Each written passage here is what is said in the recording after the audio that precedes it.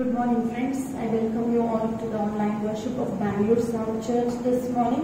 Even as we have gathered to worship God, let's turn our Bibles to the Epistle of Ephesians, chapter number 2, verses 1 to 7. ಬೆಳಗಿನ ಹೊತ್ತಾರೆಯಲ್ಲಿ ದೇವರನ್ನು ಆರಾಧಿಸುವುದಕ್ಕಾಗಿ ನಾವೆಲ್ಲರೂ ಸೇರಿಕೊಂಡು ಬಂದಿರುವಾಗ ನಮ್ಮ ಸತ್ಯವೇದಗಳನ್ನು ಎಫೆಸದವರಿಗೆ ಬರೆದ ಪತ್ರಿಕೆ 2ನೇ ಅಧ್ಯಾಯ 1ನೇ ವಾಕ್ಯದಿಂದ 7ನೇ ವಾಕ್ಯದವರೆಗೆ ಓದಿಕೊಳ್ಳೋಣ. Epistle of Ephesians, chapter number 2, verses 1 to 7. As for you, you were dead in your transgressions and sins, in which you used to live when you followed the ways of this world and the ruler of the kingdom of the air, the spirit who is now at work in those who are disobedient. All of us also lived among them at one time, gratifying the cravings of our sinful nature and following its desires and thoughts. Like the rest, we were by nature objects of wrath. But because of His great love for us, God, who is rich in mercy, made us alive with Christ, even when we were dead in transgressions. It is by His grace you have been saved. And God raised us up with Christ and seated us with Him in the heavenly realms in Christ Jesus, in order that in the coming ages He might show the incomparable riches of His grace expressed in His kindness to us in Christ Jesus. Hallelujah. Kannada Bible ಓದೋಣ. ಎಫೆಸದವರಿಗೆ ಬರೆದ ಪತ್ರಿಕೆ 2ನೇ ಅಧ್ಯಾಯ 1ನೇ ವಾಕ್ಯದಿಂದ 7ನೇ ವಾಕ್ಯದವರೆಗೆ. ನೀವು ನಿಮ್ಮ ಅಪರಾಧಗಳ ಮತ್ತು ಪಾಪಗಳ ದೆಸೆಯಿಂದ ಸತ್ತವರಾಗಿದ್ದೀರಿ. ಆಗ ನೀವು ಅವರಲ್ಲಿ ಇಹಲೋಕದ ಆಚಾರಕ್ಕೆ ಅನುಸಾರವಾಗಿಯೂ ಅವಿಧೇಯತೆಯ ಮಕ್ಕಳಲ್ಲಿ ಈಗ ಕೆಲಸ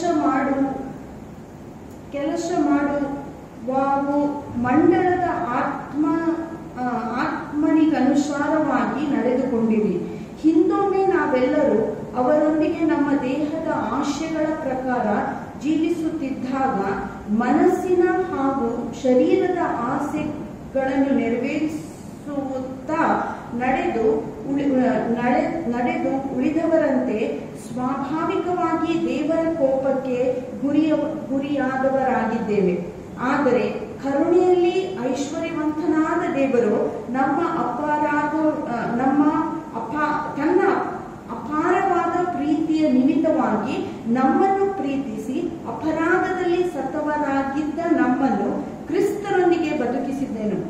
ನೀವು ಕೃಪೆಯಿಂದಲೇ ರಕ್ಷಣೆ ಹೊಂದಿದವರಾಗಿದ್ದೀರಿ. ಆತನು ಕ್ರಿಸ್ತೇಸುವಿನಲ್ಲಿರುವ ಉಪಕಾರದ ಮೂಲಕ ತನ್ನ ಅಪಾರವಾದ ಕೃಪೆಯ ಐಶ್ವರ್ಯವನ್ನು ಮುಂದಣ ಯುಗದಲ್ಲಿ ನಮಗೆ ತೋರ್ಪಡಿಸಬೇಕೆಂದು ನಮ್ಮನ್ನು ಆತನೊಂದಿಗೆ ಎಬ್ಬಿಸಿ ಕ್ರಿಸ್ತನಲ್ಲಿ ಆತನೊಂದಿಗೆ ಪರಲೋಕದ ಸ್ಥಳದಲ್ಲಿ ಕೂರಿಸಿದ್ದಾನೆ. Hallelujah. This is the state that many of us were in. ಅಪೊಸ್ತಲನಾದ ಪೌಲನು ಈ ವಾಕ್ಯಗಳಲ್ಲಿ ನಮಗೆ ಹೇಳುತ್ತಾನೆ, ಹಿಂದಿನ ಜೀವಿತಗಳಲ್ಲಿ ನಾವೆಲ್ಲರೂ ನಮ್ಮ ಪಾಪಗಳಲ್ಲಿ ಅಪರಾಧಗಳಲ್ಲಿ ನಾವು ಸತ್ತು ಹೋಗಿದ್ದೇವೆ. And we lived like anyone else who is living today who does not know Christ. ಅನ್ಯ ಜನರು ಕ್ರಿಸ್ತನನ್ನು ಅರಿಯದ ಜನರು ಬದುಕುವ ಹಾಗೆ ನಾವು ಸಹ ಒಂದಾನೊಂದು ಕಾಲದಲ್ಲಿ ಬದುಕುವರಾಗಿದ್ದೇವೆ. But what did God do? Because of His great love for us, God, who is rich in mercy, made us alive with Christ even when we were dead in our transgressions. ದೇವರ ವಾಕ್ಯ ಹೀಗೆ ಹೇಳುತ್ತದೆ, ನಾವು ನಮ್ಮ ಪಾಪಗಳಲ್ಲಿ ಅಪರಾಧಗಳಲ್ಲಿ ಸತ್ತಂತ ಆ ವೇಳೆಯಲ್ಲಿ ಆತನ ಮಹಾಕೃಪೆಗನುಸಾರವಾಗಿ ಆತನ ಮಹಾಕರುಣೆಗನುಸಾರವಾಗಿ ದೇವರು ನಮ್ಮ ಎಲ್ಲ ಅಪರಾಧಗಳಿಂದ ನಮಗೆ ಬಿಡುಗಡೆಯನ್ನು ಕೊಟ್ಟು ಕ್ರಿಸ್ತನೊಂದಿಗೆ ಜೀವಿಸುವುದಕ್ಕಾಗಿ ಆತನು ನಮಗೆ ಸಹಾಯ ಮಾಡಿದನು. And God raised us up with Christ and seated us with Him in the heavenly realms in Christ Jesus. ಅಷ್ಟು ಮಾತ್ರವಲ್ಲದೆ ದೇವರು ನಮಗೆ ಬಿಡುಗಡೆಯನ್ನು ಕೊಡುವುದು ಮಾತ್ರವಲ್ಲದೆ ಆತನು ನಮಗೆ ಕ್ರಿಸ್ತನೊಂದಿಗೆ ಆಸೀನವಾಗಿರುವುದಕ್ಕಾಗಿ ಆತನು ಕೃಪೆ ಮಾಡಿಕೊಟ್ಟನು. 2 things. Number one, God delivered us. Number two, He gave us a position to be seated with Christ in the heavenly realms. ಎರಡು ಸಂಗತಿಗಳನ್ನು ದೇವರು ನಮಗೆ ಮಾಡಿದನು. ಆತನ ಮಹಾ ಕೃಪೆಯ ನಿಮಿತ್ತವಾಗಿ, ಆತನ ಮಹಾ ಕರುಣೆಯ ನಿಮಿತ್ತವಾಗಿ, ಮೊದಲನೆಯದಾಗಿ ಎಲ್ಲಾ ಬಂಧನಗಳಿಂದ ದೇವರು ನಮ್ಮನ್ನು ಬಿಡಿಸಿದನು. ಬಂಧನಗಳಿಂದ ನಮ್ಮನ್ನು ಬಿಡಿಸಿ ಹಾಗೆ ದೇವರು ನಮ್ಮನ್ನು ಬಿಟ್ಟು ಬಿಡಲಿಲ್ಲ. ಆದರೆ ಬಂಧನಗಳಿಂದ ಬಿಡುಗಡೆ ಹೊಂದಿದ ನಂತರ ಕ್ರಿಸ್ತನೊಂದಿಗೆ ಆಸೀನವಾಗುವುದಕ್ಕಾಗಿ ಆ ಒಂದು ಉನ್ನತವಾದ ಸ್ಥಳವನ್ನು ಸಹ ಆತನು ನಮಗೆ ಏರ್ಪಡಿಸಿದವನಾಗಿದ್ದಾನೆ. What a wonderful God we have. He is not just happy to deliver us, but He is more than happy to place us in a place where Christ Himself is going to be there. And one day we are going to, when He comes back, we are going to reign along with Him. ನಮ್ಮ ದೇವರು ಎಂಥ ಒಳ್ಳೆಯವನಾಗಿದ್ದಾನೆ. ನಮ್ಮ ಬಂಧನಗಳಿಂದ, ನಮ್ಮ ಪಾಪಗಳಿಂದ, ನಮ್ಮ ಅಪರಾಧಗಳಿಂದ, ನಮ್ಮ ದಾಸತ್ವದಿಂದ ಬಿಡಿಸುವುದು ಮಾತ್ರವಲ್ಲದೆ ಕ್ರಿಸ್ತನೊಟ್ಟಿಗೆ ಆತನ ರಾಜ್ಯದಲ್ಲಿ ನಮ್ಮನ್ನು ಸೇರ್ಪಡೆ ಮಾಡಿ ಆತನೊಟ್ಟಿಗೆ ಆಸೀನವಾಗುವುದಕ್ಕೆ ಕೃಪೆ ಮಾಡಿಕೊಟ್ಟಂತಹ ದೇವರನ್ನು ಬೆಳಗಿನ ಹೊತ್ತಾರೆಯಲ್ಲೇ ನಾವು ಕೊಂಡಾಡೋಣ. As the Bible says, when we look back, my friends, many of us, we lived in darkness, we lived in sin, we lived in transgressions, we lived our life apart from God was so hopeless, it was so worthless, it was of no joy. But this God, when we were in that state, He came from heaven to earth and He picked us up from our transgressions. He gave us joy. He gave us a purpose to live for. He gave us a position to be seated with Christ in the heavenly realms. What a wonderful God we have. ನಮ್ಮ ದೇವರು ನಾವು ಒಂದಾಗಿದ್ದ ಕಾಲದಲ್ಲಿ ನಮ್ಮ ಪಾಪಗಳಲ್ಲಿ, ನಮ್ಮ ಅಪರಾಧಗಳಲ್ಲಿ ಸತ್ತು ನಾವು ಅನಿರೀಕ್ಷತೆಯಲ್ಲಿ ಜೀವಿಸುತ್ತಿರುವಾಗ, ಅಸಮಾಧಾನದಲ್ಲಿ ಜೀವಿಸುತ್ತಾ ಇರುವಾಗ, ಮನಸ್ತಾಪಗಳಲ್ಲಿ ನಾವು ಮುಂದುವರಿಯುವಂತಹ ಸಮಯದಲ್ಲಿ ಆತನ ಮಹಾ ಕರುಣೆಯನ್ನು ನಮ್ಮ ಮೇಲೆ ಸುರಿಸಿ ತಕ್ಕ ಸಮಯದಲ್ಲಿ ಆತನು ನಮ್ಮ ಎಲ್ಲಾ ಪಾಪ ಅಪರಾಧಗಳಿಂದ ರಕ್ಷಿಸಿ ಆತನು ಹೊಸ ಜೀವವನ್ನು ಕೊಟ್ಟಂತಹ ದೇವರಾಗಿದ್ದಾನೆ. ನಿರೀಕ್ಷೆಯನ್ನು ಕೊಟ್ಟವನು ಆತನಾಗಿದ್ದಾನೆ. ಉನ್ನತ ಸ್ಥಳದಲ್ಲಿ ನಮ್ಮನ್ನು ಆತನು ತಂದಂತಹ ದೇವರಾಗಿದ್ದಾನೆ. ಅಷ್ಟು ಮಾತ್ರವಲ್ಲದೆ ಪರಲೋಕದ ಆ ಒಂದು ಸ್ಥಳದಲ್ಲಿ ಆತನು ನಮಗೆ ಸ್ಥಳವನ್ನು ಸಿದ್ಧ ಮಾಡಿದಂತಹ ದೇವರಾಗಿದ್ದಾನೆ. ಈ ದೇವರನ್ನು ಬೆಳಗಿನ ಹೊತ್ತಾರೆಯಲ್ಲಿ ನಾವು ಕೊಂಡಾಡೋಣ. When we look back, there is nothing but we can only tell to this God, how great you are, O God. How great is your love upon my life. How great are your mercies that you have poured upon my life. ನಾವು ಹಿಂತಿರುಗಿ ನಮ್ಮ ಜೀವಕಾಲನೆಲ್ಲ ನೋಡುವಾಗ ಒಂದೇ ಒಂದು ವಿಷಯ ದೇವರಿಗೆ ಹೇಳೋದಕ್ಕೆ ನಮಗೆ ಸಾಧ್ಯವಾಗುತ್ತದೆ. ದೇವರೇ, ನಿನ್ನ ಆ ಕರುಣೆಯು ಎಂಥ ಮಹಾಕರುಣೆ ಸ್ವಾಮಿ. ನನ್ನ ಮೇಲೆ ಸುರಿಸಿದ ಪ್ರೀತಿಯು ಅದು ಮಹತ್ತಾದ ಪ್ರೀತಿ. ಕರ್ತನೇ, ನನ್ನನ್ನು ಈ ಸ್ಥಿತಿಗೆ ಇವತ್ತು ತಂದಿದ್ದಾಗಿದ್ದರೆ ನಿನ್ನ ಕೃಪೆಯೇ. ಅದಕ್ಕಾಗಿ ನಾವು ನಿನ್ನನ್ನು ಕೊಂಡಾಡುತ್ತೇವೆ ಎಂಬುದಾಗಿ ಈ ಬೆಳಗಿನ ಹೊತ್ತಾರೆಯಲ್ಲಿ ದಾಸತ್ವದಿಂದ ಆಚೆ ತಂದಿರುವಂತ ಈ ನಮ್ಮ ದೇವರನ್ನು ನಾವು ಕೊಂಡಾಡೋಣ. We will worship this God and we will thank Him for setting us free. Not just setting us free, but also blessing us with every blessing in the heavenly realms. He is a wonderful God. Let us pray. Father, we just thank you this morning that you have called us, you have chosen us, not when we became good people, Lord, not when we loved you, but even before we could love you, Lord God. Father, because of your great mercy, even when we were dead in our sins and our, Lord, transgressions, that you, Lord, picked us up from the miry clay. You caused us to stand on the rock. Father, Lord, not only this, Lord God, deliverance we experienced, but also you positioned us with Christ in the heavenly realms. What a wonderful thing. God, we are much grateful to you, Lord God, for all the wonderful things that you have done to us. Lord, we thank you for your great love over our lives. We thank you for your great mercies over our lives. Thank you, Lord, for calling us out of darkness into your marvelous light. Thank you for the freedom that we enjoy in you. Thank you, Lord, for setting us free from various bondages that the enemy had bound us. And Lord, we are so much grateful that this morning we can worship you in freedom, O Lord God. Lord, we thank you once again, Lord, for this blessed time. Even as we minister unto thee, may you minister unto us, speak to us, O Lord. Strengthen us, Lord. In Jesus' name we pray. Amen. You are a chosen generation. a royal priesthood, a holy nation, a peculiar people, called to show forth the praises of Him. Let's sing these songs and worship God this morning.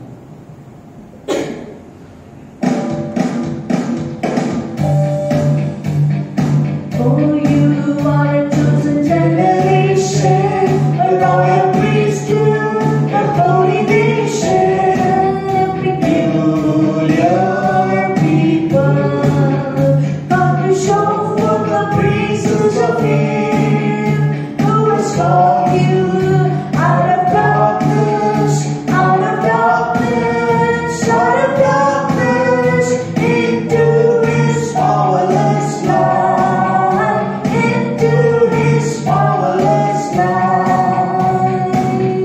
For you are a chosen generation, a royal priesthood, a holy nation, a peculiar people, come to show forth the praises of Him who has called you out of bondage, out of bondage, out of bondage, into His marvelous light, into His marvelous light.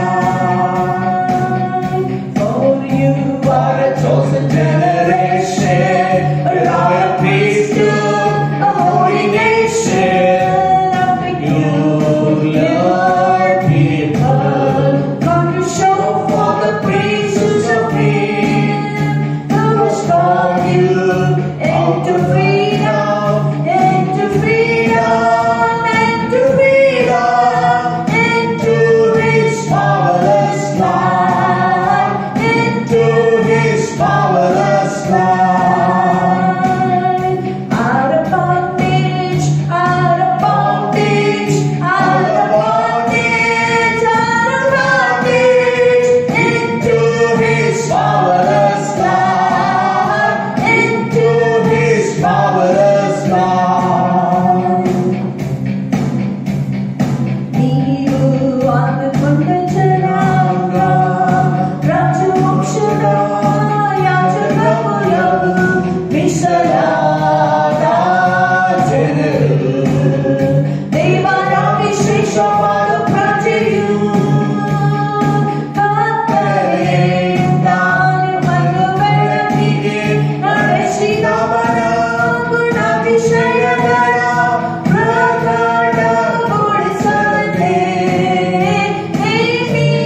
ನೇಮಿತರಾದವರು. ನೀವು ಆದುಕೊಂಡ ಜನಾಂಗ, ರಾಜವಂಶದ ಯಾಜಕ ಕುಲವು, ಮೀಸಲಾದ ಜನರು, ದೇವರ ವಿಶೇಷವಾದ ಪ್ರಜೆಯು, ಕತ್ತಲೆಯಿಂದ ನಿಮ್ಮನ್ನು ಬೆಳಕಿಗೆ ನಡೆಸಿದವನ ಗುಣಾತಿಶಯಗಳ ಪ್ರಕಟಗೊಳಿಸದೆ ನೇಮಿತರಾದವರು. For you are a chosen generation, a royal priesthood, a holy nation, a peculiar people, come to show forth the praises of Him who has called you out of darkness, out of darkness, out of darkness, into His marvelous light, into His marvelous light. Hallelujah. God has called us from darkness into His marvelous light. We're going to worship this God. The Bible says very clearly, even from the beginning, beautifully, God who led the Israelites out of bondage, out of slavery, into mighty deliverance is our God. ದೇವರ ವಾಕ್ಯ ಹೇಳುತ್ತೆ, ಯಾವ ರೀತಿಯಾಗಿ ಆದಿ ಕಾಲದಲ್ಲಿ ಯೇಸು ದೇವರು ಇಸ್ರಾಯೇಲ್ ಮಕ್ಕಳನ್ನು ಐಗುಪ್ತ ದೇಶದ ಗುಲಾಮತನದಿಂದ ಬಿಡಿಸಿ ಬಿಡುಗಡೆಗಳಲ್ಲಿ ನಡೆಸಿ ವಾಗ್ದಾನ ದೇಶದಲ್ಲಿ ಕೊಂಡೊಯ್ದ ಆತನು ನಮ್ಮ ದೇವರಾಗಿದ್ದಾನೆ. ಈ ದಿನ ಆ ದೇವರನ್ನು ನಾವು ಆರಾಧಿಸೋಣ. ಯಾವುದೇ ಬಂಧನದಲ್ಲಿ ಇದ್ದರೂ ಸಹ ಚಿಂತೆ ಮಾಡುವಂತಹ ಅಗತ್ಯ ಸಾಧ್ಯವಿಲ್ಲ.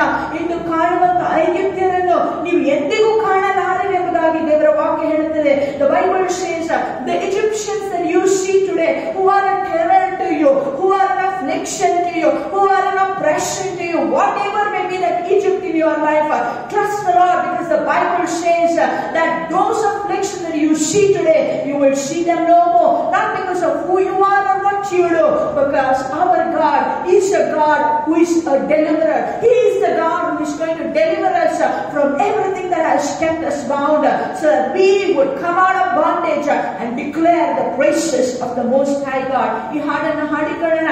ಯೇಸುವಿನ ಮಕ್ಕಳು ನಾವು ಎಂದೆಂದು ನಲಿಯುವಂತ ಮಕ್ಕಳ ನಾವಾಗಿದ್ದೇವೆ. ನಮಗೆ ಎದುರಾದ ಪಾಠವಿಲ್ಲ, ಶಕುನವೂ ಇಲ್ಲ. ಸೈತಾನನ ಎಲ್ಲಾ ಶಕ್ತಿಗಳನ್ನು ಯೇಸು ಸ್ವಾಮಿ ಆ ಕಲ್ವಾರಿ ಶಿಲುಬೆಯ ಮೇಲೆ ಮುರಿದು ಜಯವನ್ನು ಕೊಟ್ಟಂತ ದೇವರಾಗಿದ್ದಾನೆ. ಈ ದೇವರನ್ನು ನಾವು ಹಾಡಿ ಆರಾಧನೆ ಮಾಡೋಣ.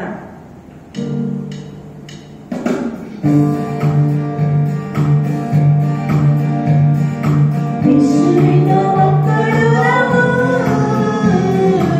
ಎಂದೆಂದು ನಲಿಯುವೆವು. ಯೇಸುವಿನ ಮಕ್ಕಳು ನಾವು ಎಂದೆಂದು ನಲಿಯುವೆವು. ಯಾವಾಗಲೂ ಎಂದೆಂದಿಗೂ ಕರ್ತನಲ್ಲಿ ಹರ್ಷಿಸುವೆವು. ಯಾವಾಗಲೂ ಎಂದೆಂದಿಗೂ ಕರ್ತನಲ್ಲಿ ಹರ್ಷಿಸುವೆವು. ನಮ್ಮ ಕರ್ತನಲ್ಲಿ ಹರ್ಷಿಸುವೆವು. ನಮ್ಮ ಕರ್ತನಲ್ಲಿ ಹರ್ಷಿಸುವೆವು. ಯೇಸುವಿನ ಮಕ್ಕಳು ನಾವು ಎಂದೆಂದು ನಲಿಯುವೆವು. ಯೇಸುವಿನ ಮಕ್ಕಳು ನಾವು ಎಂದೆಂದು ನಲಿಯುವೆವು. ಯಾವುದಕ್ಕೂ ಚಿಂತಿಸದೆ ಹೀಗೆ ಸ್ತುತಿಸುವೆವು. ಯಾವುದಕ್ಕೂ ಚಿಂತಿಸದೆ ಹೀಗೆ ಸ್ತುತಿಸುವೆವು. ನಾವು ಎಂದೆಂದು ಸ್ತುತಿಸುವೆವು. ನಾವು ಎಂದೆಂದು ಸ್ತುತಿಸುವೆವು. ಯೇಸುವಿನ ಮಕ್ಕಳು ನಾವು ಎಂದೆಂದು ನಲಿಯುವೆವು. ಯೇಸುವಿನ ಮಕ್ಕಳು ನಾವು ಎಂದೆಂದು ನಲಿಯುವೆವು. ಇಂದು ಕಾಣುವ ಐಗುಪ್ತ್ಯರ ಎಂದಿಗೂ ಕಾಣಲಾರೆವು. ಇಂದು ಕಾಣುವ ಐಗುಪ್ತ್ಯರ ಎಂದಿಗೂ ಕಾಣಲಾರೆವು. ಯೇಸು ನಮಗಾಗಿ ಯುದ್ಧ ಮಾಡುವ. ಯೇಸು ನಮಗಾಗಿ ಯುದ್ಧ ಮಾಡುವ. ಯೇಸುವಿನ ಮಕ್ಕಳು ನಾವು ಎಂದೆಂದು ನಲಿಯುವೆವು. ಯೇಸುವಿನ ಮಕ್ಕಳು ನಾವು ಎಂದೆಂದು ನಲಿಯುವೆವು.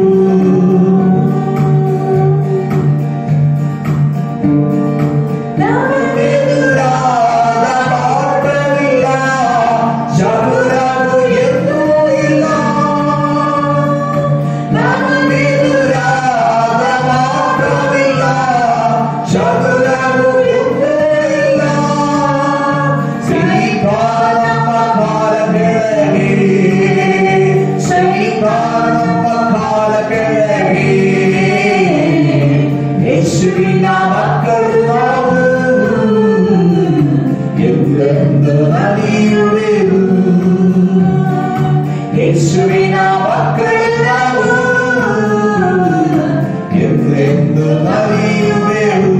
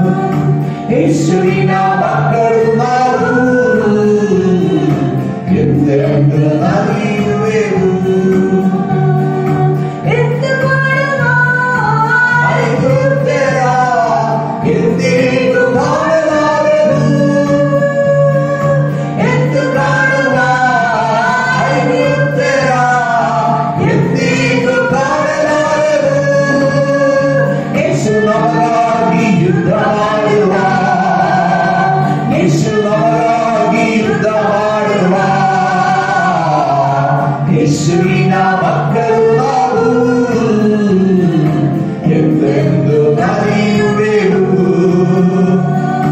ಯೇಸುವಿನ ಮಕ್ಕಳು ನಾವು ಎಂದೆಂದು ನಲಿಯುವೆವು. ನಮಗೆದುರಾದ ಮಾಟವಿಲ್ಲ, ಶಕುನವು ಗೊತ್ತಿಲ್ಲ. ನಮಗೆದುರಾದ ಮಾಟವಿಲ್ಲ, ಶಕುನವು ಗೊತ್ತಿಲ್ಲ. ಸೈತಾನ ನಮ್ಮ ಕಾಲ ಕೆಳಗೆ, ಸೈತಾನ ನಮ್ಮ ಕಾಲ ಕೆಳಗೆ. ಯೇಸುವಿನ ಮಕ್ಕಳು ನಾವು ಎಂದೆಂದು ನಲಿಯುವೆವು. ಯೇಸುವಿನ ಮಕ್ಕಳು ನಾವು ಎಂದೆಂದು ನಲಿಯುವೆವು. ಯೇಸುವಿನ ಮಕ್ಕಳು ನಾವು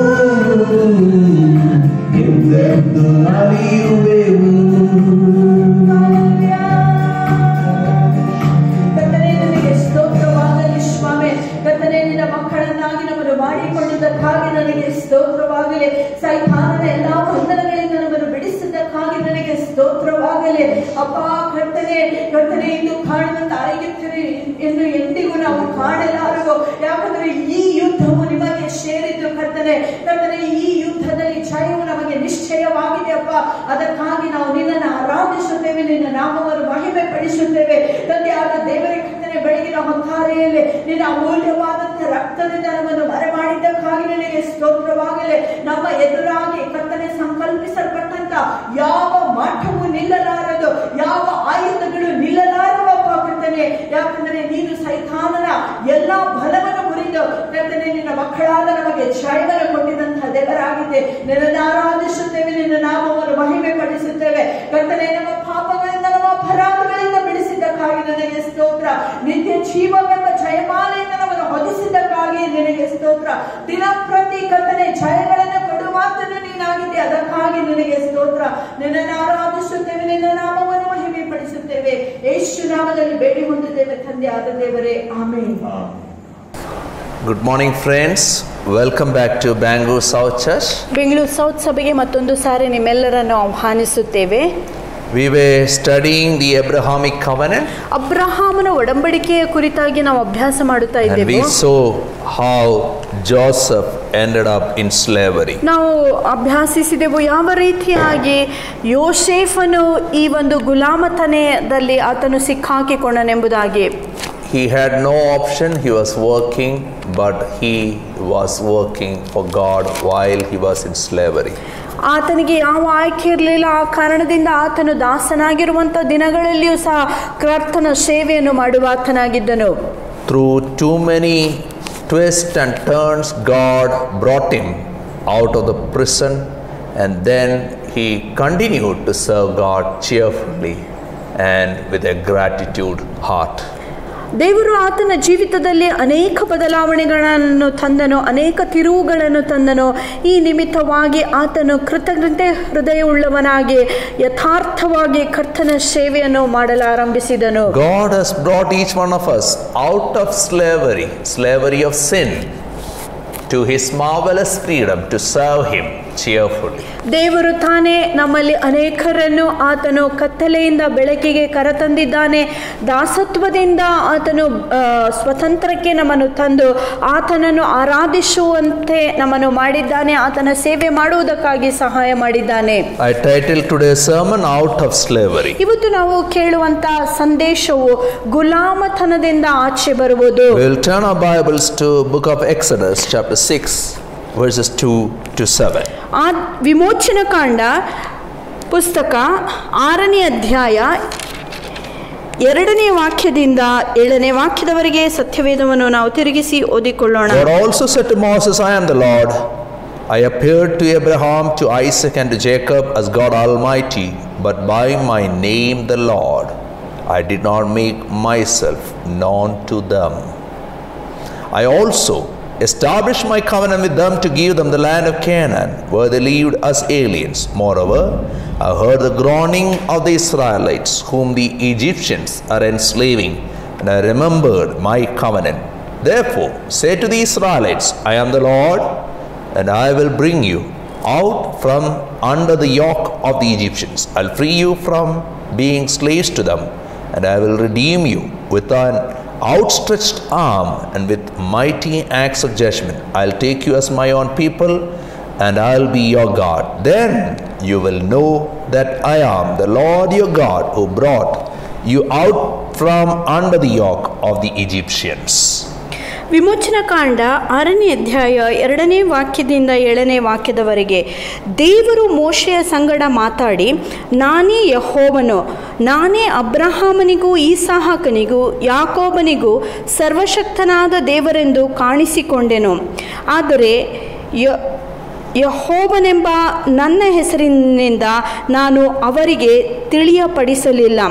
ಕಾನಾನ್ ದೇಶವನ್ನು, ಅಂದರೆ ಅವರು ವಾಸವಾಗಿದ್ದ ಅವರ ಪ್ರವಾಸದ ದೇಶವನ್ನು ನಾನು ಅವರಿಗೆ ಕೊಡುವೆನೆಂದು ಅವರ ಸಂಗಡ ನನ್ನ ಒಡಂಬಡಿಕೆಯನ್ನು ದೃಢಪಡಿಸಿದೆನು. ಈಜಿಪ್ಟಿನವರು ದಾಸರನ್ನಾಗಿ ಇಟ್ಟುಕೊಂಡಿರುವ ಇಸ್ರಾಯೇಲರ ನರಳುವಿಕೆಯನ್ನು ಕೇಳಿ ನನ್ನ ಒಡಂಬಡಿಕೆಯನ್ನು ನೆನಪಿಗೆ ತಂದುಕೊಂಡೆನು. ಆದ್ದರಿಂದ ಇಸ್ರಾಯೇಲರಿಗೆ, ನಾನೇ ಯೆಹೋವನು, ನಾನು ನಿಮ್ಮನ್ನು ಈಜಿಪ್ಟ್ ಬಿಟ್ಟಿ ಕೆಲಸಗಳಿಂದ ಅವರ ದಾಸತ್ವದಿಂದಲೂ ನಿಮ್ಮನ್ನು ಬಿಡಿಸಿ, ನಾನು ಚಾಚಿದ ಬಾಹುವಿನಿಂದಲೂ ದೊಡ್ಡ ನ್ಯಾಯ ತೀರ್ಪುಗಳಿಂದಲೂ ನಿಮ್ಮನ್ನು ನನ್ನ ಜನರಾಗಿ ತೆಗೆದುಕೊಂಡು ನಿಮಗೆ ದೇವರಾಗಿರುವೆನು. ಈಜಿಪ್ಟಿನ ಬಿಟ್ಟಿ ಕೆಲಸದೊಳಗಿಂದ ನಿಮ್ಮನ್ನು ಹೊರಗೆ ಬರಮಾಡುವಾಗ ಯೆಹೋವನಾಗಿರುವ ನಾನೇ ನಿಮ್ಮ ದೇವರಾಗಿರುವೆನೆಂದು ನಿಮಗೆ ತಿಳಿಯುವುದು. First we will see the name of the book. ಈ ದಿನ ನಾವು ಪ್ರಥಮವಾಗಿ ಈ ಒಂದು ಪುಸ್ತಕಕ್ಕೆ ಕೊಡಲ್ಪಟ್ಟಂತ ಹೆಸರನ್ನು ನಾವು ಕಲಿಯೋಣ. This book is named from Greek Exodus. ಈ ಒಂದು ಪುಸ್ತಕಕ್ಕೆ ವಿಮೋಚನಕಾಂಡ ಎಂಬ ಒಂದು ಗ್ರೀಕ್ ಹೆಸರು ಕೊಡಲ್ಪಟ್ಟಿದೆ. Ex means out, Hordes means way. X ಎಂಬುದಾಗಿ ಹೇಳುವಾಗ ಹೊರಗೆ ಎಂಬುದಾಗಿ, ಹೋಡಸ್ ಎಂಬುದಾಗಿ ಹೇಳುವಾಗ ಬರುವಂತ ದಾರಿ. So it means exit or way out from the slavery into the marvelous life and purpose of God. ಇದರ ಅರ್ಥ ಇಷ್ಟೇ, ದಾಸತ್ವದಿಂದ ಆಚೆ ಬಂದು ದೇವರು ನಮಗಿಟ್ಟಿರುವಂತ ಅತ್ಯುತ್ತಮವಾದಂತ ಉದ್ದೇಶಗಳಲ್ಲಿ ಪ್ರವೇಶಿಸುವುದಾಗಿದೆ. And in Hebrew this book is known as Shemot. ಇಬ್ರಿಯ ಭಾಷೆಯಲ್ಲಿ ಈ ಪುಸ್ತಕಕ್ಕೆ ಶಿಮೋತ್ ಎಂಬ ಹೆಸರು ಕೊಡಲ್ಪಟ್ಟಿದೆ. That is translated in the first verse of Exodus. These are the names in the scroll when you open. These are the names. That's why it is written Shemot. ಮೊದಲನೇ ಅಧ್ಯಾಯವನ್ನು ಹೀಗೆ ನಾವು ಓದುವಾಗ ಹೀಗೆ ಅದು ಪ್ರಾರಂಭವಾಗುತ್ತದೆ. ಈ ಮನೆಯವರ ಎಲ್ಲಾ ಹೆಸರುಗಳು ಬರೆಯಲ್ಪಟ್ಟಿದೆ ಎಂಬುದಾಗಿ. So Moses continues the story which he started in Genesis. ನಾವು ನೋಡುತ್ತೇವೆ, ದೇವರು ಆದಿಕಾಂಡದಲ್ಲಿ ಪ್ರಾರಂಭಿಸಿರುವಂತ ಕಥೆಯನ್ನು ವಿಮೋಚನ ಕಾಂಡದಲ್ಲಿ ಮೋಶೆಯು ಮುಂದುವರಿಸುತ್ತಾ ಇದ್ದಾನೆ. Abraham, Isaac, Jacob, they had the promise of God, the promised land, but they were not in the promised land while they died. Abraham, ಯಾಕೋಬ ಮತ್ತು ಇಸಾಕನಿಗೆ ದೇವರ ವಾಗ್ದಾನಗಳು ಕೊಡಲ್ಪಟ್ಟಿದ್ದವು, ಆದರೆ ಅವರು ಆ ವಾಗ್ದಾನ ದೇಶವನ್ನು ನೋಡಲಿಲ್ಲ. But they all died in faith. ಆದರೂ ಸಹ ಅವರೆಲ್ಲರೂ ನಂಬಿಕೆಯಲ್ಲಿ ತೀರಿದರು. Joseph also saw the promised land years ahead, but he said, please carry my bonds to the promised land. ಯೋಸೇಫನು ಸಹ ದೂರದಿಂದಲೇ ವಾಗ್ದಾನ ದೇಶವನ್ನು ಕಂಡನು, ಆದರೆ ಕಾಲಿಡಲಿಲ್ಲ. ಆದ್ದರಿಂದ ಯೋಸೇಫನು ಹೀಗೆ ಹೇಳುತ್ತಾನೆ, ದಯಮಾಡಿ ನಾನು ಸತ್ತ ನಂತರ ನನ್ನ ಎಲ್ಲಾ ಮೂಳೆಗಳನ್ನು ನೀವು ಆ ವಾಗ್ದಾನ ದೇಶಕ್ಕೆ ಕೊಂಡೊಯ್ಯಬೇಕು. So Jacob and family, due to famine, they migrated to Egypt and they thought we will settle here. ನಾವು ನೋಡುತ್ತೇವೆ, ಒಂದು ಬರಗಾಲದ ನಿಮಿತ್ತವಾಗಿ ಯಾಕೋಬ ಮತ್ತು ಆತನ ಎಲ್ಲಾ ಕುಟುಂಬಸ್ಥರು ಅವರು ಐಗಿಪ್ತ ದೇಶಕ್ಕೆ ಬರುತ್ತಾರೆ ಮತ್ತು ಅವರು ಮನಸ್ಸಿನಲ್ಲಿ ಅಂದುಕೊಳ್ಳುತ್ತಾರೆ, ಬಹುತೇಕವಾಗಿ ನಾವು ಇಲ್ಲಿಯೇ ವಾಸವಾಗಿದ್ದು ಇದೇ ನಮ್ಮ ದೇಶವೆಂಬುದಾಗಿ ಅಂದುಕೊಂಡರು. They enjoyed the developed city Egypt. They were so comfortable there, and they never ever thought God will shake them up and then push them into his promises. ಅವರು ಐಗಿಪ್ತ ದೇಶದ ಆ ಒಂದು ಅಭಿವೃದ್ಧಿಯ ಪಟ್ಟಣದಲ್ಲಿ ವಿರಾಮವಾಗಿರುವಂತಹ ಸಮಯದಲ್ಲಿ ಅವರು ನೆನೆಸಿರಲಿಲ್ಲ, ಈ ಒಂದು ವಿರಾಮವನ್ನು ದೇವರು ಕಲಿಕಿಸಿ ಅವರನ್ನು ಐಗಿಪ್ತ ದೇಶದಿಂದ ಆಚೆ ತಂದು ತನ್ನ ಉದ್ದೇಶಗಳಲ್ಲಿ ಮತ್ತು ಆತನ ಇಟ್ಟಿರುವಂತಹ ವಾಗ್ದಾನಗಳಲ್ಲಿ ಅವರನ್ನು ತಳ್ಳುತ್ತಾನೆಂಬುದಾಗಿ ಅವರು ಅಂದುಕೊಂಡಿರಲಿಲ್ಲ. So Genesis ends with the arrival of the Israelite people, and Exodus reveals these are the names, these are the people who came there. ನಾವು ಆದಿಕಾಂಡ ಪುಸ್ತಕ ಕೊನೆಗೊಳ್ಳುವಾಗ ಇದನ್ನು ಓದುತ್ತೇವೆ, ಆ ಇಸ್ರಾಯೇಲ್ ಮಕ್ಕಳೆಲ್ಲರೂ ಐಗಿಪ್ತ ದೇಶದೊಳಗೆ ಪ್ರವೇಶಿಸಿದರೆಂಬುದಾಗಿ. ವಿಮೋಚನ ಕಾಂಡ ಪುಸ್ತಕವು ಅದು ಪ್ರಾರಂಭವಾಗುವಾಗ ಹೀಗೆ ಪ್ರಾರಂಭವಾಗುತ್ತದೆ, ಈ ಎಲ್ಲ ಮನೆಯವರ ಹೆಸರುಗಳ ಪಟ್ಟಿ ಇದಾಗಿದೆ ಎಂಬುದಾಗಿ. But more than the who of Israelites, there is another who in the book of Exodus. It is a name Yahweh. ನಾವು ನೋಡುತ್ತೇವೆ, ಕೇವಲ ಇಸ್ರಾಯೇಲರ ಮನೆತನದವರ ಕುರಿತಾಗಿ ಇಲ್ಲಿ ಹೆಸರುಗಳಲ್ಲಿ ಬರೆಯಲ್ಪಟ್ಟಿಲ್ಲ, ಅದರ ಸಂಗಡ ಯಾಹ್ವೆ ದೇವರ ಹೆಸರು ಸಹ ಅಲ್ಲಿ ಬರೆಯಲ್ಪಟ್ಟಿದೆ. God revealed to the whole world, the God who always exists, the God who created everything through mighty miracles and wonders and judgments. God revealed himself to his people. ನಾವು ನೋಡುತ್ತೇವೆ, ದೇವರು ಆತನು ಮಾಡಿರುವಂತೆಲ್ಲ ಅದ್ಭುತ ಕಾರ್ಯಗಳ ಸೂಚಕ ಕಾರ್ಯಗಳ ಮುಖಾಂತರ ಇಡೀ ಜಗತ್ತಿಗೆ ಆತನು ಖಚಿತಪಡಿಸಿರುವಂತಹ ವಿಷಯವೇನೆಂದರೆ ದೇವರು ಯಾರಾಗಿದ್ದಾನೆ, ಆತನು ಹೇಗಿದ್ದಾನೆಂಬುದಾಗಿ ಈ ಪುಸ್ತಕದ ಮುಖಾಂತರ ಆತನು ತಿಳಿಯಪಡಿಸುತ್ತಾನೆ. Now there is three parts in the structure of the book. Let's see the outline. ನಾವು ನೋಡುತ್ತೇವೆ, ಇಡೀ ಪುಸ್ತಕವನ್ನು ಓದುವಾಗ ಈ ಪುಸ್ತಕವು 3 ಭಾಗಗಳಲ್ಲಿ ವಿಂಗಡಿಸಲ್ಪಟ್ಟಿದೆ. ಆ ವಿಂಗಡಣೆಯನ್ನು ನಾವು ನೋಡೋಣ. Chapter 1 verse 1 to chapter 18 verse 27, it talks about God's deliverance from this Egyptian slavery. 1ನೇ ಅಧ್ಯಾಯ 1ನೇ ವಾಕ್ಯದಿಂದ 18ನೇ ಅಧ್ಯಾಯ 27ನೇ ವಾಕ್ಯದವರೆಗೆ ಯಾವ ರೀತಿಯಾಗಿ ದೇವರು ಇಸ್ರಾಯೇಲ್ ಮಕ್ಕಳನ್ನು ದಾಸತ್ವದಿಂದ ಬಿಡಿಸಿದನೆಂಬುದಾಗಿ ಬರೆಯಲ್ಪಟ್ಟಿದೆ. God pulled them out of Egypt and then they will travel towards the promised land and then they ends in Mount Sinai. ನಾವು ನೋಡುತ್ತೇವೆ, ದೇವರು ಐಗಿಪ್ತ ದೇಶದಿಂದ ಅವರನ್ನು ಕಿತ್ತಾಕಿ ಅವರು ವಾಗ್ದಾನ ದೇಶದ ಕಡೆಗೆ ಪ್ರಯಾಣ ಮಾಡುತ್ತಾ ಇದ್ದಾರೆ. ಆನಂತರ ಅವರು ಸೀನಾಯಿ ಬೆಟ್ಟವನ್ನು ಮುಟ್ಟುತ್ತಾರೆ. The journey from Egypt is presented in 3 stages, and you can see verses 13, chapter 13 verse 20, chapter 17 verse 1 and 19 verse 2, from this place to this place. That is mentioned there. ನಾವು ನೋಡುತ್ತೇವೆ, ಈ ಒಂದು ಪ್ರಯಾಣ ಐಗಿಪ್ತ ದೇಶದಿಂದ ತೊಡಗಿಸಿರುವಂತಹ ಪ್ರಯಾಣವು 3 ಭಾಗಗಳಲ್ಲಿ ವಿಂಗಡಿಸಲ್ಪಟ್ಟಿದೆ. ಅಂದ್ರೆ ಈ ಸ್ಥಳದಿಂದ ಈ ಸ್ಥಳಕ್ಕೆ ಹೋದರು, ಈ ಸ್ಥಳದಿಂದ ಈ ಸ್ಥಳ ಎಂಬುದಾಗಿ ಆ ರೀತಿಯಾಗಿ 3 ಸ್ಥಳಗಳ ಬಗ್ಗೆ ಬರೆಯಲ್ಪಟ್ಟಿದೆ. ಆ ವಿಷಯವನ್ನು ನಾವು 13ನೇ ಅಧ್ಯಾಯ 20ನೇ ವಾಕ್ಯ, 17ನೇ ಅಧ್ಯಾಯ 1ನೇ ವಾಕ್ಯ, 19ನೇ ಅಧ್ಯಾಯ 2ನೇ ವಾಕ್ಯದಲ್ಲಿ ನಾವು ಅದನ್ನು ಗಮನಿಸಲು ಸಾಧ್ಯವಿದೆ. The second part, after bringing them out of Egypt, God is making his covenant clear to the Israelites and telling them how you should live while you become my people. Israel ಮಕ್ಕಳನ್ನು ದಾಸತ್ವದಿಂದ ಹೊರಗೆ ತಂದ ನಂತರ ದೇವರು ತನ್ನ ಆಲೋಚನೆಗಳನ್ನು ತನ್ನ ಮಕ್ಕಳಿಗೆ ಸ್ಪಷ್ಟೀಕರಿಸುತ್ತಾ ಇದ್ದಾನೆ.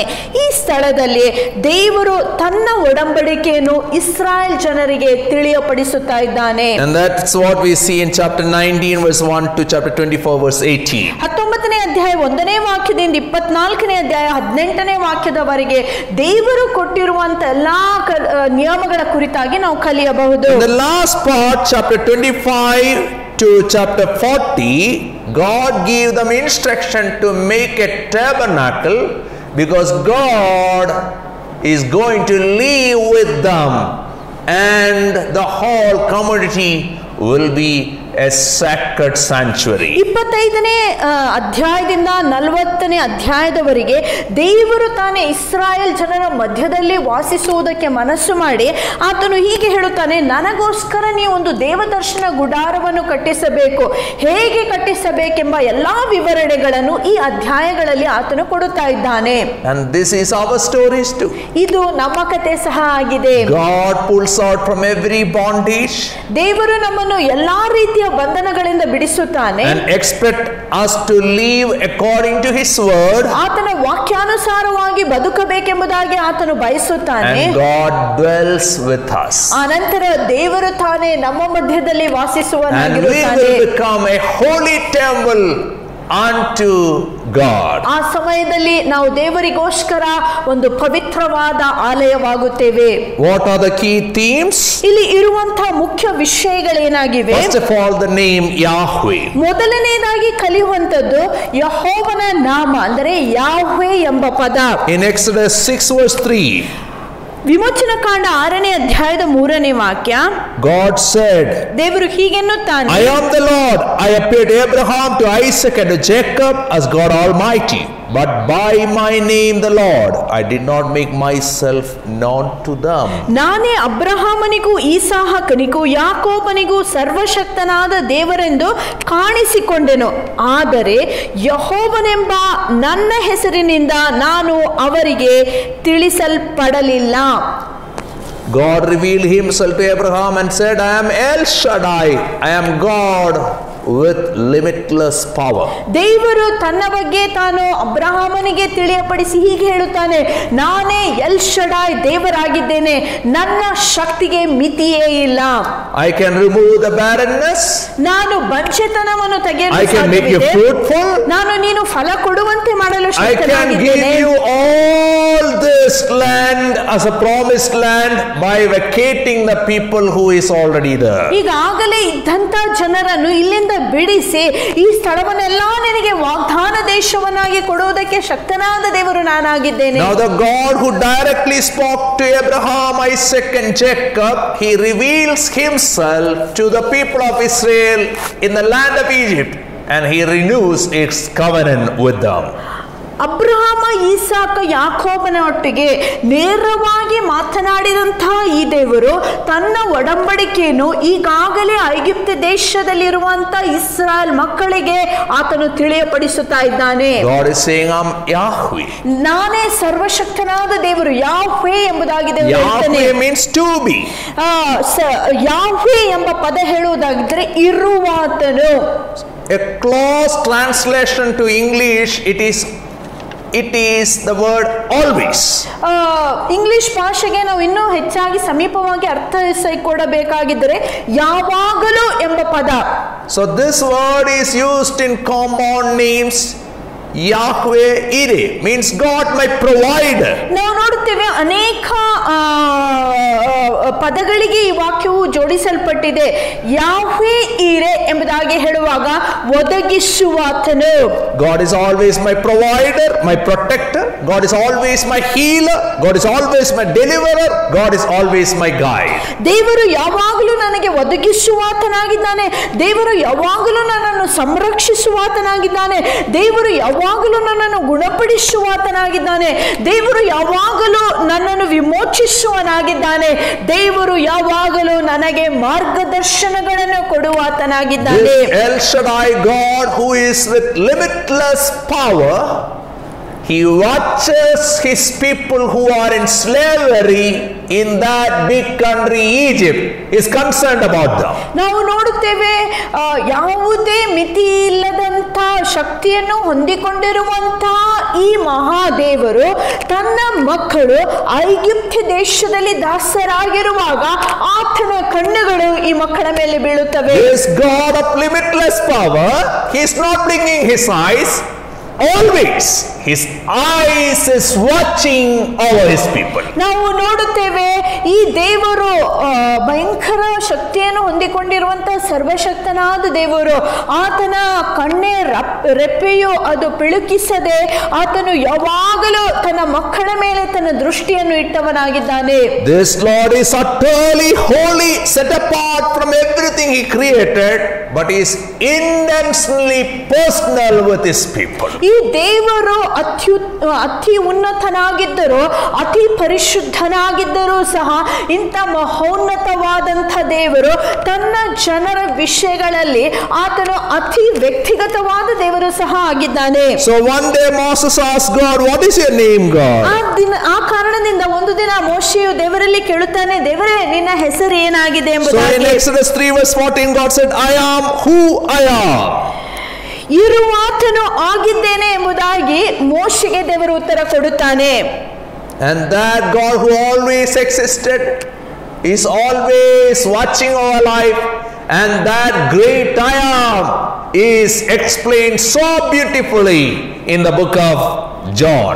ಈ ಇರುವಾತನು ಯಾವಾಗಲೂ ಇರುವಾತನಾಗಿದ್ದಂಥ ದೇವರು, ಆತನ ದೃಷ್ಟಿಯು ಯಾವಾಗಲೂ ನಮ್ಮ ಮೇಲುಂಟು ಮತ್ತು ಆತನು ತನ್ನ ಕುರಿತಾಗಿ ಪುಸ್ತಕದಲ್ಲಿ ಪರಿಚಯ ಮಾಡಿಕೊಡುತ್ತಾ ಇದ್ದಾನೆ. Second thought we have is the Lord is sovereign, He is Savior and Judge. ನಾವು ನೋಡುತ್ತೇವೆ ಎರಡನೇ ವಿಷಯ, ನಮ್ಮ ದೇವರು ಸರ್ವಾದಿ ಶಕ್ತಿ ಉಳ್ಳಂಥ ದೇವರು, ಸಾರ್ವಭೌಮ ಉಳ್ಳವನಾಗಿದ್ದಾನೆ. ಆತನು ನಮ್ಮ ರಕ್ಷಕನಾಗಿದ್ದಾನೆ, ಆತನು ನಮ್ಮ ನ್ಯಾಯಾಧಿಪತಿಯಾಗಿದ್ದಾನೆ. To the whole world wide God revealed those days that Egyptian pharaohs is not in charge, nature is not in control of any of these people, God is in control of the slaves, God is in control of the oppressed and the oppressors. ನಾವು ನೋಡುತ್ತೇವೆ ಆ ದಿನಗಳಲ್ಲಿ, ಆ ಐಗಿಪ್ತ ದೇಶದ ವೈಭವದ ಕಾಲದಲ್ಲಿ ಇಡೀ ಲೋಕಕ್ಕೆ ದೇವರು ಒಂದು ವಿಷಯವನ್ನು ತಿಳಿಯಪಡಿಸುತ್ತಾನೆ. ಅದೇನೆಂದರೆ, ಐಗಿಪ್ತ ದೇಶವನ್ನು ಆಳುವಂತ ಫರೋಹನಾಗಲಿ, ಆ ಒಂದು ನೈಸರ್ಗಿಕ ಪರಿಸ್ಥಿತಿಗಳಾಗಲಿ, ಅಥವಾ ಅಲ್ಲಿರುವಂತ ಬಲಿಷ್ಠರು ಅವರು ಆಳ್ವಿಕೆಯನ್ನು ಮಾಡುತ್ತಾ ಇಲ್ಲ, ಆದರೆ ಈ ಸರ್ವಶಕ್ತನಾದ ದೇವರು ಆಳ್ವಿಕೆಯನ್ನು ಮಾಡುತ್ತಾ ಇದ್ದಾನೆ. ಆತನ ದೃಷ್ಟಿಯು ದಾಸರ ಮೇಲುಂಟು ಮತ್ತು ದಾಸರ ಉಪದ್ರವವನ್ನು ಕೊಡುವಂತ ಜನರ ಮೇಲೆ ಸಹ ಉಂಟೆಂಬುದಾಗಿ. God knows to save his people from any sort of bondage by judging the people who trouble them. ದೇವರಿಗೆ ಸರಿಯಾಗಿ ಗೊತ್ತಿದೆ ತನ್ನ ಮಕ್ಕಳಿಗೆ ಯಾರ್ಯಾರು ಉಪದ್ರವವನ್ನು ಕೊಡುತ್ತಾರೋ ಅಂಥವರ ಮೇಲೆ ನ್ಯಾಯ ತೀರಿಸುವುದಕ್ಕೆ ಶಕ್ತನಾದ ದೇವರ ಆತನಾಗಿದ್ದಾನೆ. When we say El Shaddai is the God who is so great, Yahweh reminds us He is so holy, He is set apart to be holy. L Shaddai ಎಂಬ ಪದ ನಮ್ಮ ಮನಸ್ಸಿಗೆ ಬರುವಾಗ ನಮ್ಮ ದೇವರು ಶಕ್ತನಾಗಿದ್ದಾನೆ, ಆತನ ಶಕ್ತಿಗೆ ಮಿತಿಯೇ ಇಲ್ಲ ಎಂಬುದಾಗಿ ಅರ್ಥೈಸಿಕೊಳ್ಳುತ್ತೇವೆ. ಅದೇ ರೀತಿಯಾಗಿ ಯಾವ್ವೇ ಎಂಬ ಪದವನ್ನು ನಾವು ಕಲಿಯುವಂತ ವೇಳೆಯಲ್ಲಿ ಈ ಪದದ ಅರ್ಥ ಆತನು ಅತಿ ಪರಿಶುದ್ಧನಾದಂಥ ದೇವರಾಗಿದ್ದಾನೆ. You can do any circus, you can play hide and seek, but remember our God is always opening His eyes towards you. ನೀವು ಯಾವುದೇ ಆಟವನ್ನಾಡಿದರೂ ಸಹ, ಎಲ್ಲರನ್ನೂ ನೀವು ಮರೆ ಮಾಡಿ ಮುಚ್ಚಾಟವನ್ನು ಮಾಡಿದರೂ ಸಹ, ಒಂದು ವಿಷಯವನ್ನು ನಾವು ಯಾವಾಗಲೂ ಮರುಜ್ಞಾಪಿಸಿಕೊಳ್ಳಬೇಕು. ಅದೇನೆಂದರೆ, ದೇವರು ಇರುವಾತನಾಗಿದ್ದಾನೆ, ಎಲ್ಲವನ್ನು ಆತನು ಗಮನಿಸುತ್ತಾ ಇದ್ದಾನೆ. Holiness is God's nature and character, and He expects His followers to reflect His nature and character. ನಾವು ನೋಡ್ತೀವಿ, ಪರಿಶುದ್ಧತೆ ಎಂಬುದಾಗಿ ಹೇಳುವಾಗ ಇದು ದೇವರ ಸ್ವಭಾವವಾಗಿದೆ, ಇದು ಒಂದು ದೇವರ ಗುಣಾತಿಶಯವಾಗಿದೆ. ಮತ್ತು ದೇವರು ಬಯಸುವಂತ ಸಂಗತಿ ಏನಂದ್ರೆ, ಆತನು ಪರಿಶುದ್ಧನಾಗಿರುವ ಹಾಗೆ ಆತನನ್ನು ಹಿಂಬಾಲಿಸುವಂತ ಪ್ರತಿಯೊಬ್ಬರು ಪರಿಶುದ್ಧರಾಗಿರಬೇಕು. As we worship and follow this holy God, this one and only holy God, our holiness should be the distinguishing mark which distinguishes us from all others. ನಾವು ಈ ಪರಿಶುದ್ಧವಾದಂಥ ದೇವರನ್ನು ಆರಾಧನೆ ಮಾಡುತ್ತಾ ಇರುವಂತ ವೇಳೆಯಲ್ಲಿ ಆ ಪರಿಶುದ್ಧತೆ ನಮ್ಮನ್ನು ಇತರರಿಂದ ವ್ಯತ್ಯಾಸವಾದ ಜನರೆಂಬುದಾಗಿ ನಮ್ಮ ನಡೆನುಡಿಯ ಮುಖಾಂತರ ಅದು ಕಂಡು ಬರಬೇಕು. When we come to chapter 2 verse 24, we see that God heard their groaning and He remembered His covenant with Abraham, with Isaac and with Jacob. 2ನೇ ಅಧ್ಯಾಯದ 24ನೇ ವಾಕ್ಯದಲ್ಲಿ ನಾವು ನೋಡುತ್ತೇವೆ, ದೇವರು ಅವರ ನರಳಾಟಗಳನ್ನು ಕೇಳಿದಾಗ ಅವನು ಅಬ್ರಹಾಮನ ಸಂಗಡವು, ಇಸಾಹಕನ ಸಂಗಡವು, ಯಾಕೋಬನ ಸಂಗಡವು ತಾನೇ ಮಾಡಿದ ಒಡಂಬಡಿಕೆಯನ್ನು ಜ್ಞಾಪಕ ಮಾಡಿಕೊಂಡನು. That word remembered ಜ್ಞಾಪಕ ಮಾಡಿಕೊಂಡನೆಂಬ ಆ ಶಬ್ದವನ್ನು ನಾವು ನೋಡುವಾಗ is coming from that Hebrew word sakar. ಸಕಾರ್ ಎಂಬ ಇಬ್ರಿಯ ಪದದಿಂದ ಅದು ಬರುತ್ತಾ ಇದೆ. Sakar is a thought that moves someone to act. ನಾವು ನೋಡ್ತೀವಿ ಜಕಾರ್ ಎಂಬ ಈ ಪದ ಒಬ್ಬ ವ್ಯಕ್ತಿಯು ಕಾರ್ಯ ಮಾಡುವಂತೆ ಸಾಧಿಸುವಂತ ಸಂಗತಿ. According to his timetable, in his time, he does everything so beautiful. No need to remind him. He remembered all what he promised to Abraham, Isaac and Jacob, and in his time, he got them out of Egypt and pushed them into the promises of the Lord.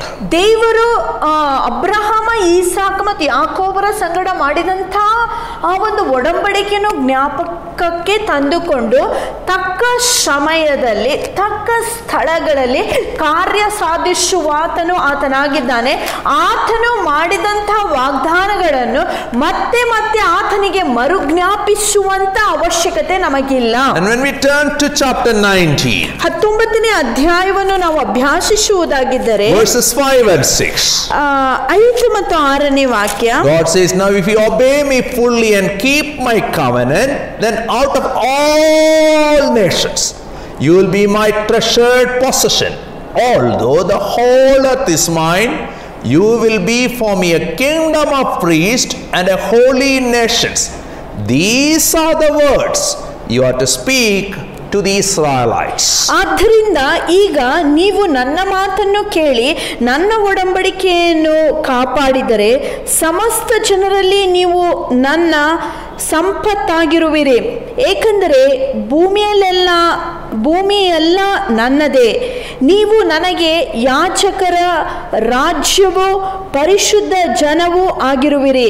ಇಸ್ರಾಯೇಲರಿಗೆ ನೀನು ಹೇಳಬೇಕಾದ ಮಾತುಗಳು ಇವೆ ಎಂದನು. God is saying, ದೇವರು ಹೇಳುವಂತ ಮಾತು, if you learn to treasure me, ನಿಮಗೆ ನಾನೇ ನಿಮ್ಮ ಜೀವಿತದಲ್ಲಿ ಭಂಡಾರವಾಗಿದ್ದರೆ, you will be my greatest treasure in the whole wide world. ಈ ಲೋಕದಲ್ಲೆಲ್ಲ ನೀವು ನನಗೆ ಒಂದು ಭಂಡಾರವಾಗಿ ಇರುತ್ತೀರಿ.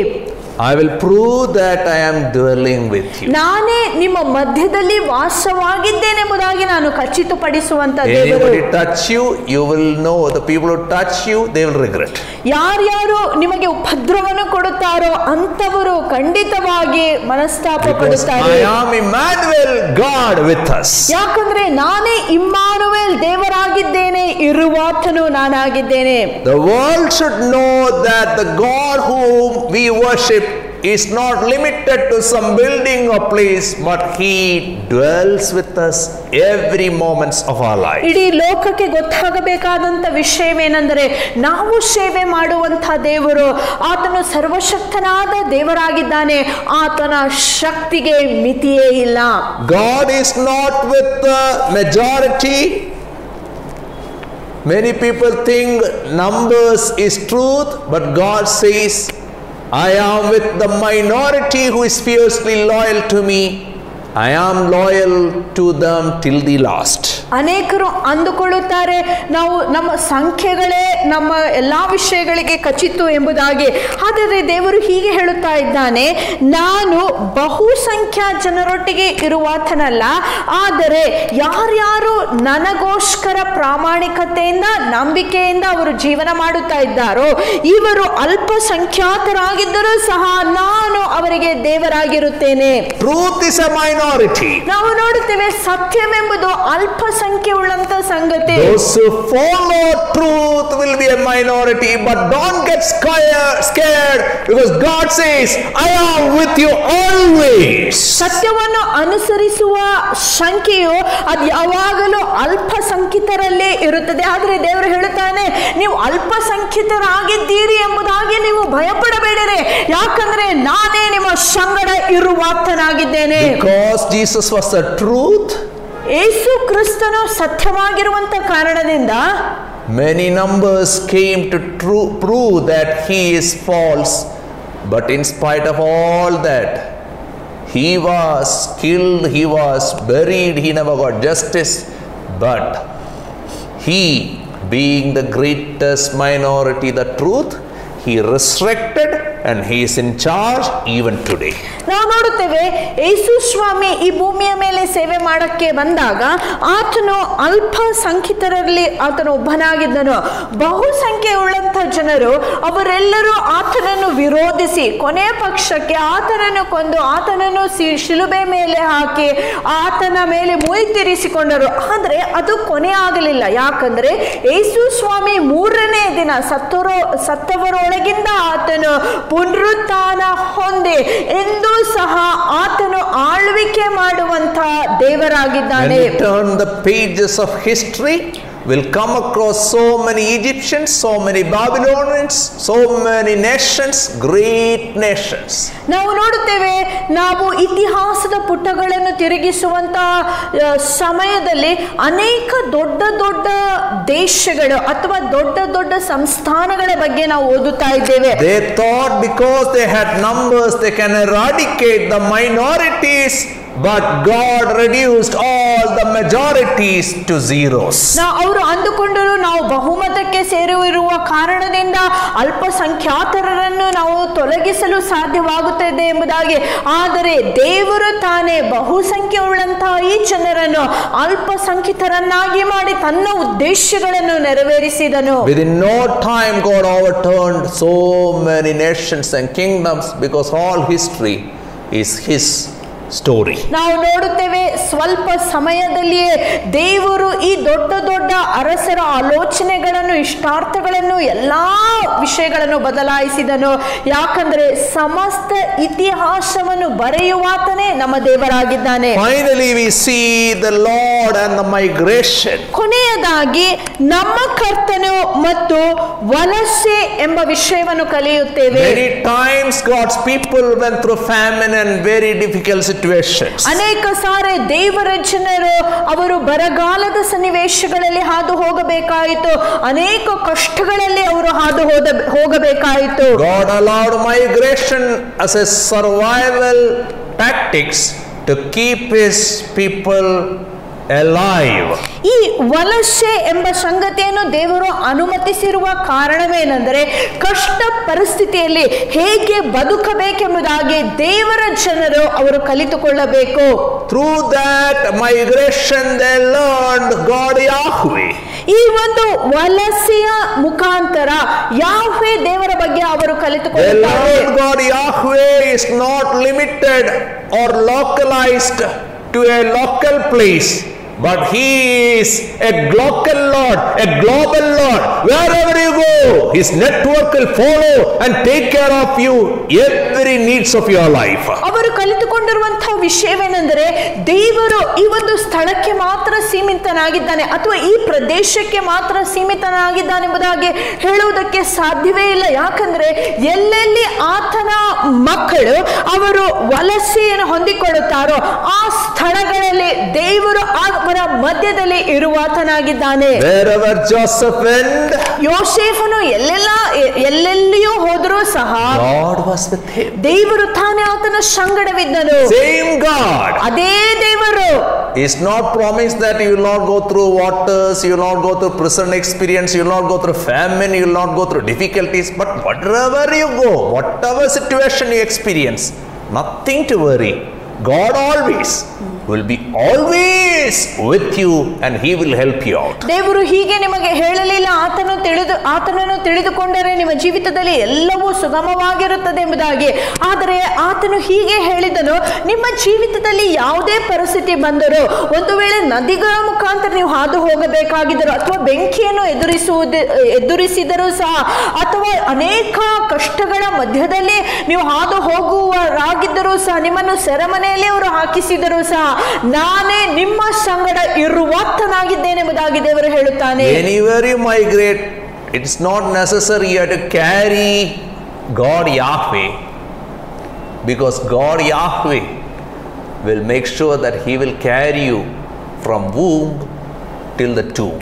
ನೀವು ಯಾವ ಸ್ಥಳಕ್ಕೂ ವಲಸೆ ಮಾಡುವುದಾಗಿದ್ದರೂ ಸಹ ನೀವು ಯಾವ ಚಿಂತೆ ಮಾಡಬೇಕಾಗಿಲ್ಲ, ಅಯ್ಯೋ ನಮ್ಮ ದೇವರನ್ನು ನಾವು ಕೊಂಡೊಯ್ಯಬೇಕೆಂಬುದಾಗಿ ಅಲ್ಲ.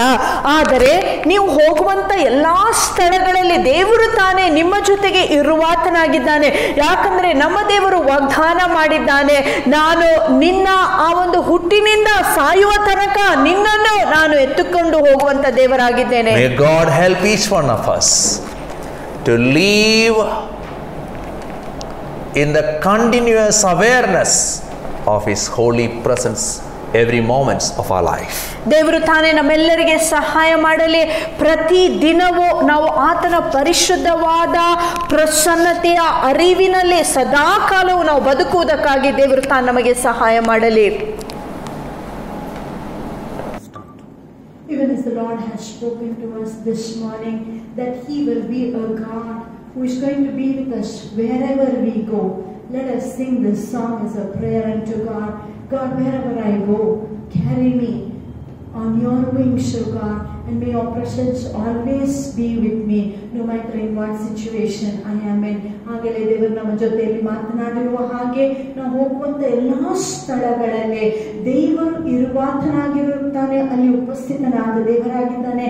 ಆ ಕಾರಣದಿಂದ ಈ ಹಾಡನ್ನು ಒಂದು ಪ್ರಾರ್ಥನೆಯಾಗಿ ನಾವು ದೇವರಲ್ಲಿ ಬೇಡಿಕೊಳ್ಳೋಣ. ದೇವರೇ, ನೀನು ಸ್ವಾಮಿ ನಿನ್ನ ರೆಕ್ಕೆಯಲ್ಲಿ ನಮ್ಮನ್ನು ಕೊಂಡೊಯ್ಯಬೇಕೆಂಬುದಾಗಿ ಬೇಡಿಕೊಳ್ಳುತ್ತೇವೆ.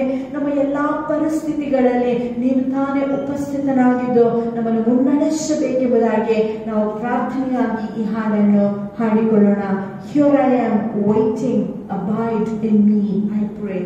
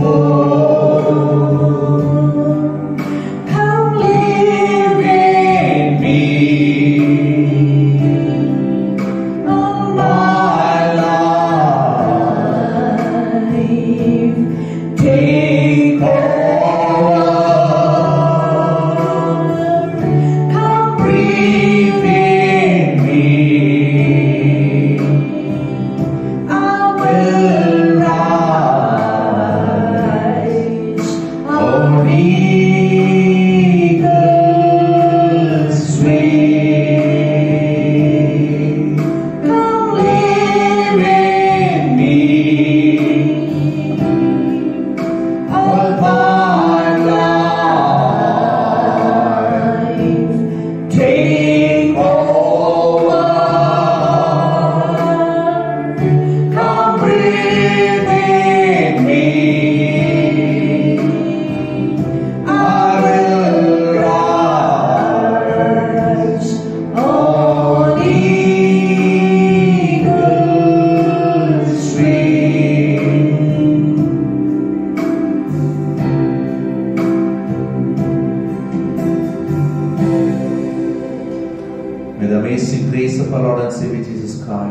ನಮ್ಮ ಯೇಸು ಕ್ರಿಸ್ತನ ಅಮೂಲ್ಯವಾದಂತಹ ಕೃಪೆಯು, the lavish love of the God who always exists, ಇರುವಾತನದ ಆ ದೇವರ ಅಳತೆ ಇಲ್ಲದಂತಹ ಪ್ರೀತಿಯು, and the continuous leading of the blessed Holy Spirit ಪರಿಶುದ್ಧಾತ್ಮನ ದಿನಂಪ್ರತಿ ನಡೆಸುವಿಕೆಯು enable us to trust in Him and come out of every slavery in our life.